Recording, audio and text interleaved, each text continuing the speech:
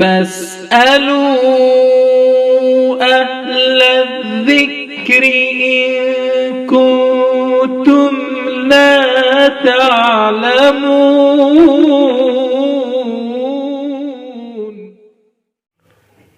مفتیان دارالافتاء والقضاء ضلع بارہ بنکی، السلام علیکم ورحمۃ اللہ وبرکاتہ۔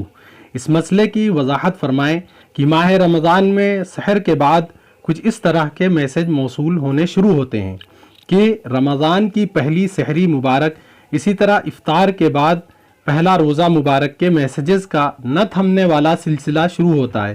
بہرحال یہ سب سوشل نیٹ ورک پر باضابطہ مکمل ماہ جاری رہتا ہے۔ اس طرح کے میسیجز ایک دوسرے کو فارورڈ کرنا شرعی روح سے کیسا ہے؟ جواب حوالہ کے ساتھ ہو تو بہتر ہوگا۔ والسلام۔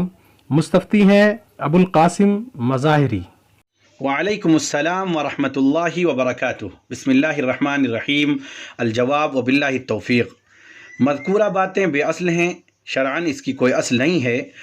سوشل میڈیا پر سحر و افطار کی یومیہ مبارکباد پر مختلف انداز کے میسج دیکھنے کو برابر ملتے ہیں، اور ان میسج کے ساتھ مزید غیر ثابت فضائل بھی بیان کیے جاتے ہیں۔